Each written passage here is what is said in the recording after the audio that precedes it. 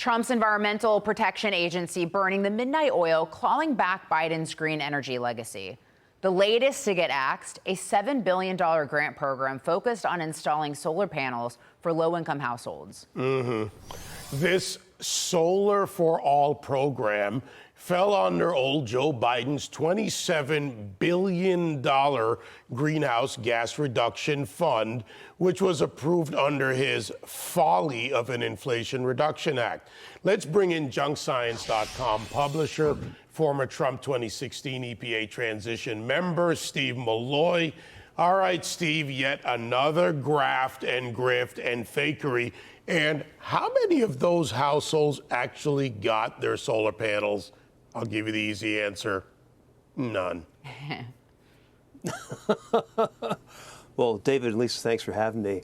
Yeah, this is great news. And of course, there's going to be a lot more of this to come. The big, beautiful bill cut out about at least $500 billion worth of this, green news scam, as President Trump calls it. And then after the bill was passed, President Trump issued an executive order, which is going to make it even more difficult to build wind and solar facilities. And, the idea here is to really make it unattractive for investors, to try to get the subsidies. So this is great news. I look forward to a lot more of this.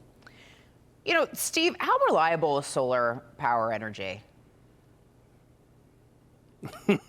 Well, the sun goes down every day. And, it works great in California during the day.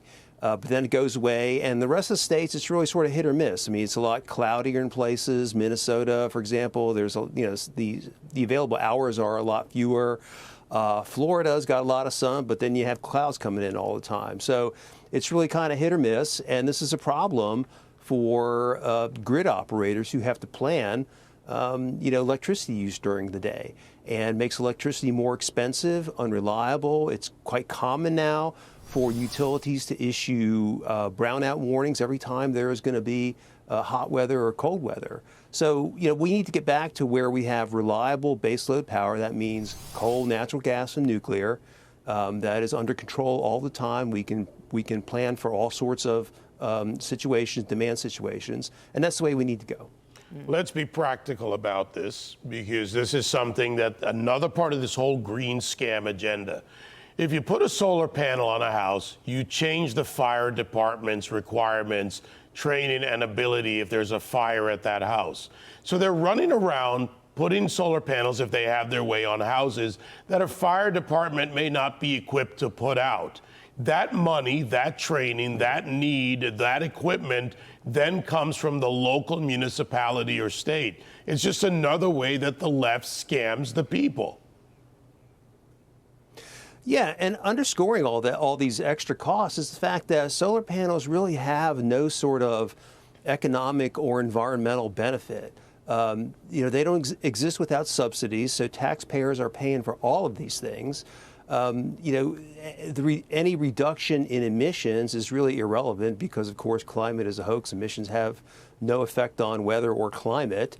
They don't improve air quality. It's a total scam. It's meant to, the industry wants to capture the subsidies, and the activists want to wreck the country.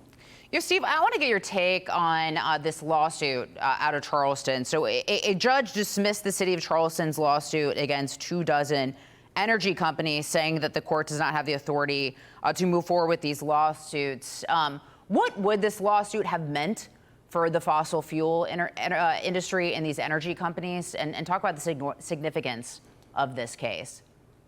Well, yeah, so the judge basically ruled that this case is not justiciable, which means it's not appropriate for the court to hear it.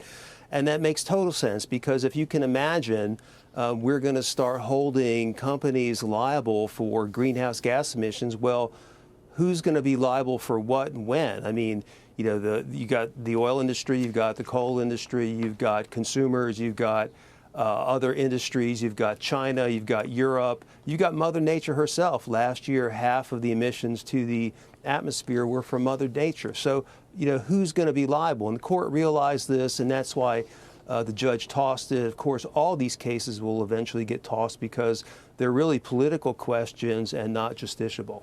Steve Milloy, you were great first time around, always great every time. Thank you, Steve.